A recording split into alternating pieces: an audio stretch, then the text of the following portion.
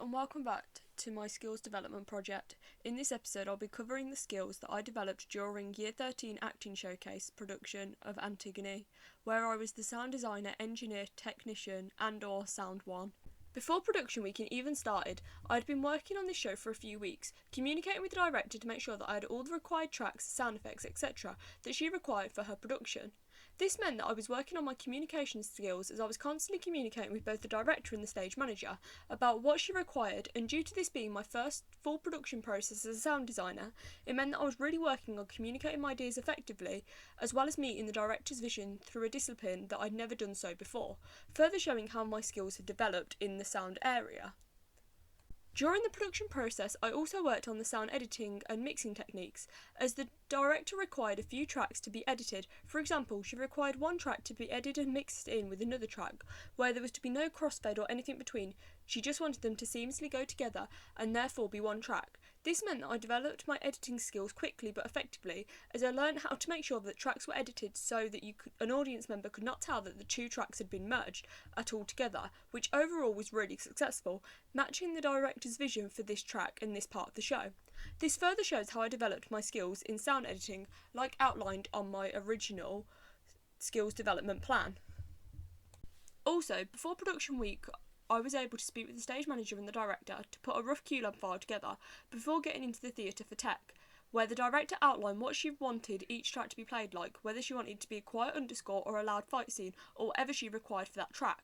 This meant that after the meeting I could put a rough file together and give it to my stage manager where the cues needed to be called and roughly what cue number each track will be, which would save considerable amounts of time during the tech process, where saving time is really important. This taught me a lot about what planning needed to happen as a part of the sound designing / engineering before tech week began, as before I didn't really know what was involved, again showing how my skills developed in the sound and how they've developed so much.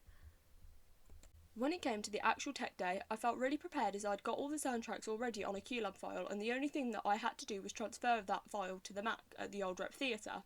along with making sure that all the tracks were transferred over as well. This happened with no issues as I required no help from any of the technicians at the Old Rep. This again shows how much my skills had developed as a sound designer, as previously I didn't have any clue how to assign the tracks to a pre-main QLab file, where now I could do it independently, quickly and without any issues, further showing how my skills have developed in sound.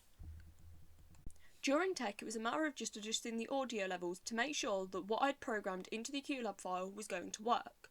There was one scene, however, that required a lot more sound cues than we had previously thought, and I had to program all of these raising in volumes and the fade down of volumes into the QLab file, and I made sure to communicate all these new cue numbers to the DSM so that they knew what numbers to call and which numbers to stand by. Otherwise, they wouldn't have been able to call the scene correctly nor effectively, again showing how important constant communication is among the production team. Overall though, all of these added cues were effective and didn't take up any time at all to program, again showing how my QLab file techniques and skills have developed massively, as before this would have taken me a considerable amount of time to program in.